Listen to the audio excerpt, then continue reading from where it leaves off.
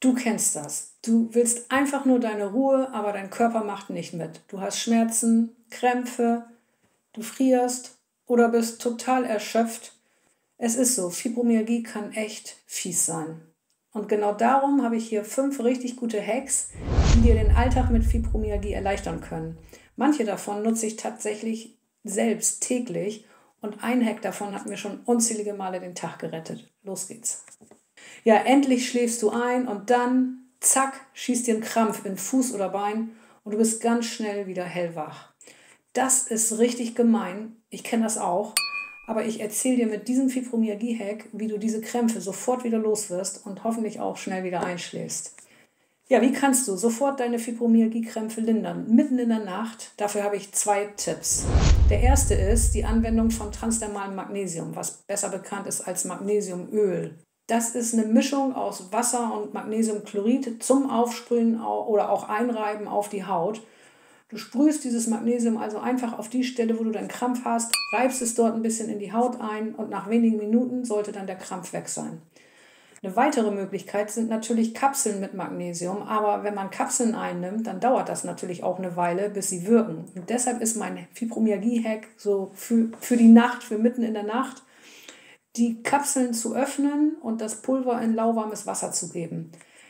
Das löst sich ruckzuck auf und die Mineralien können so auf die Art und Weise viel schneller wirken. Und falls du öfter mit Fibromyalgie-Krämpfen zu tun hast, dann kann es langfristig helfen, Magnesium oder es kann auch Calcium sein, das mal zu testen, einzunehmen. Für den Start würde ich mit 300 Milligramm Magnesium so als ersten Versuch beginnen, zum Beispiel Magnesiumcitrat oder Glycinat oder auch Malat. Damit kann man eigentlich nichts falsch machen. Ich würde dich aber bitten, wenn du mit Herz- oder Nierenerkrankungen zu tun hast, dann würde ich dich wirklich bitten, da erstmal Rücksprache mit einem Arzt zu halten. Das halte ich für sehr wichtig. Ja, und falls du Magnesium oder auch Calcium probiert hast und es hilft nicht bei dir, dann schau dir unbedingt dieses Video an.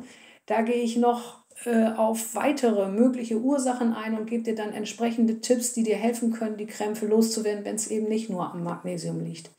Ich selbst habe Jahre gebraucht, um das herauszufinden. Aber du kannst dir diese Zeit einsparen, du brauchst nur in dieses Video reinschauen und neuen Input bekommen. Also Krämpfe sind wirklich eine fiese Sache. Ich kenne das wirklich selbst sehr gut, habe Jahre mit Krämpfen verbracht nachts. Aber auch Verspannungen und Schmerzen können einem das Leben schwer machen und genau deshalb könnte mein nächster Hack etwas für dich sein. Für mich persönlich ist es der allerbeste Fibromyalgie-Hack, den ich hier vorstelle. Ja, ich kann einfach nicht anders. Ich muss wieder von meinem Gerät sprechen, weil es mir einfach so sehr hilft. Es ist eines der besten Dinge, das ich über die Jahre hinweg immer wieder nutze. Denn bei Fibromyalgie-Schmerzen ist es wirklich schwer, Verspannungen loszuwerden. Und genau dafür nutze ich dieses Gerät. Besonders im Nacken-Schulterbereich, im Rücken, im Becken und im Gesäß. Und da hat das Donnerberg-Gerät mit einer Massage mir schon unzählige Male geholfen. Ich fühle mich nach so einer Massage immer besser. Das ist wirklich so. Und viele aus meiner Community nutzen das ebenfalls zur Schmerzlinderung bei Fibromyalgie und haben mir schon oft in den Kommentaren davon berichtet, wie gut es ihnen hilft. Das ist nicht immer bei jedem so, aber doch zum größten Teil. Und du kannst das ausprobieren, falls du das mal möchtest. Es gibt vom Hersteller 1 Monat Rückgaberecht. Du kannst es also in Ruhe testen, ob es dir hilft. Und den Link und einen 10% Rabattcode findest du in meiner Videobeschreibung. Und falls du das Gerät schon kennst, dann erzähl doch gerne mal in den Kommentaren, ja, wie das für dich ist, wie es dir geholfen hat. Bei mir ist das so, nach so einer Massage fühlt sich der Körper entspannter an, aber was ist mit Bewegung, ist ja auch nicht unwichtig und die kommt ja auch oft zu kurz und darum ist es auch mein nächstes Thema, aber keine Sorge, ich rede hier nicht von anstrengendem Sport, sondern von etwas, das du ganz nebenbei in deinem Alltag einbauen kannst. Ja, jeder sagt ja, Bewegung ist wichtig bei Fibromyalgie, aber was, wenn man einfach zu kaputt dafür ist? Es ist einfach so. Es gibt nun mal diese Tage, wo es einfach nicht geht. Und genau für solche Tage ist mein nächster Hack gedacht. Damit kannst du trotzdem was für deine Muskeln tun, ohne viel Aufwand und zwar beim Zähneputzen. Du schlägst also 2 Fliegen mit einer Klappe und ich wende das fast jeden Tag an. Bei diesem Hack werden ganz viele Muskeln trainiert, denn der Körper versucht, die Haltung auszugleichen. Und das geht folgendermaßen. Stell dich so hin, dass du dich zur Not irgendwo festhalten kannst, am Waschbecken oder am Schrank oder so. Und dann putzt du die Zähne, stehst dabei auf einem Bein, während du das andere Bein um ungefähr 90 Grad anwinkelst. Schau dann mal, wie lange das für dich machbar ist und wechsle dann die Beine. Ich stehe meist 1,5 Minuten auf einem Bein, aber das kann für dich am Anfang auch deutlich zu viel sein. Also übertreib das nicht. Geh da unbedingt nur nach deinen eigenen Möglichkeiten, nicht nach mir. Ich habe das Ganze irgendwann noch gesteigert und stehe auf einem Wackelkissen. Und so trainiert diese kleine Balanceübung nicht nur deine Muskeln, sondern verbessert auch deine Stabilität im Alltag. Das ist natürlich super für Muskeltraining bei Fibromyalgie. Und das Schöne, es kostet keine extra Zeit und hilft, Muskeln im Alltag zu stärken. Das ist auf jeden Fall besser als gar nichts. Und man fühlt sich auch gestärkt, weil man irgendwas nebenbei geschafft hat, obwohl man nicht so einen guten Tag hat. Ja, was sagst du zu diesem Hack? Das ist ein bisschen verrückt, oder? Diese kleine Übung, die kostet keine extra Zeit, aber manchmal ist nicht nur Bewegung das Problem, sondern auch die innere Kälte, die uns ständig frieren lässt. Und genau darum geht es im nächsten Fibromyalgie-Hack. Ja, mit Fibromyalgie kann man auch bei 28 Grad frieren und das versteht natürlich keiner, das ist klar. Und das liegt an Störungen mit der Temperaturregulation.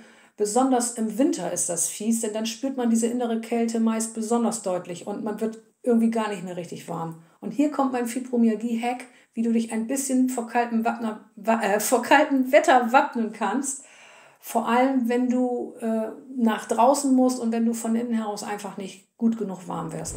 Und zwar funktioniert das so: Wärme dich noch in der Wohnung, also einige Zeit vor dem Rausgehen auf, indem du schon Jacke und vielleicht auch Schuhe oder warme Strümpfe, warme Hausschuhe oder sowas anziehst und dann ein paar leichte Übungen machst. Da musst du halt schauen, was für dich geht. Ich sage jetzt mal als Stichwort zum Beispiel Schulterkreisen oder vielleicht hast du eine Treppe und kannst die ersten beiden Treppenstufen nutzen, immer auf und ab, dass du dich halt so ein bisschen verausgabst. Ne? Oder den Schneemann im Stehen könnte man machen. Und vielleicht weißt du ja auch noch eine viel bessere Übung. Dann würde ich gern davon hören. Schreib das in die Kommentare. Das ist dann für alle einfach auch eine Hilfe und eine Unterstützung. Ja, und so auf diese Art und Weise wärmst du dich auf und gehst dann eben gewärmt nach draußen. Und dadurch kannst du draußen länger warm bleiben und kannst auch deine Durchblutung damit verbessern. Probier das mal aus. Ja, und einen richtig guten Tipp habe ich in den Kommentaren erhalten von Chris. Chris, vielen Dank nochmal dafür. Sie schreibt, dass sie immer ein kabelloses Heizkissen in einen Rucksack packt und dann diesen Rucksack trägt, wenn sie unterwegs ist. Also ich finde, das ist eine richtig clevere Lösung. Wie seht ihr das? Das ist doch super, oder? Habt ihr das schon mal ausprobiert? Vielleicht kenne ich das ja auch nur nicht und ihr kennt das alle. Schreibt doch mal. Ja, zur inneren Kälte und Frieren bei Fibromyalgie habe ich übrigens noch einige weitere Tipps, zum größten Teil auch von meiner tollen Community, die ihre besten Ratschläge gegeben hat. Und ich war auch überrascht, was da so für Tipps zusammengekommen sind und übrigens auch später in den Kommentaren. All das findest du hier. Es lohnt sich da mal reinzuschauen, da ist bestimmt auch für dich was dabei. Ja, Kälte kann richtig belastend sein, aber genauso auch eine andere Sache, die oft übersehen wird. Und zwar, wenn der Kopf, ich sage da immer, overloaded ist, wenn wir im Kopf erschöpft sind. Und genau dafür habe ich einen kleinen, aber wirkungsvollen Trick für dich und der dauert auch nur 30 Sekunden. Fibromyalgie bedeutet oft Kopfstress oder geistige Erschöpfung und da helfen oft nur lange Pausen. Aber ich habe einen kleinen Trick entdeckt, der mir in solchen Momenten sofort hilft. Natürlich, Pausen muss ich dann auch irgendwann machen, die müssen trotzdem sein, aber erstmal hilft mir das weiter und das funktioniert ganz einfach. Du schließt für 30 Sekunden die Augen, atmest tief durch und konzentrierst dich nun auf ein einziges Geräusch. Das kann zum Beispiel auch die Stille sein, aber vielleicht ein Vogel draußen oder was weiß ich, das Summen des Kühlschranks zum Beispiel. Ich selbst nehme immer das Geräusch meines Rechners, denn der ist nicht so laut. Wichtig ist, dass du dich nur auf dieses eine Geräusch konzentrierst oder auf die Stille und alles andere ausblendest. Der Trick ist, dass dein Gehirn sich kurz auf eine einzige Sinneswahrnehmung konzentriert, nämlich aufs Hören. Und das kann helfen, die ganze Reizüberflutung herunterzufahren. Probier das mal aus und wenn du magst, würde ich mich freuen, wenn du in den Kommentaren mal erzählst, ob dir das geholfen hat. Das würde mich wirklich interessieren. Ja, wenn du noch mehr effektive Maßnahmen suchst, um Fibromyalgie-Schmerzen zu lindern, dann schau dir unbedingt dieses Video an. Dort teile ich 6 Methoden, die mir und vielen anderen wirklich schon auch geholfen haben. Diese Methoden haben alle eins gemeinsam. Sie können helfen, Schmerzen zu lindern und deinen Alltag mit Fibromyalgie ein Stück leichter zu machen. Und vielleicht ist ja genau das dabei, was dir noch fehlt. Klick einfach mal rein. So, danke, dass du dabei warst. Ich freue mich auf dich im nächsten Video.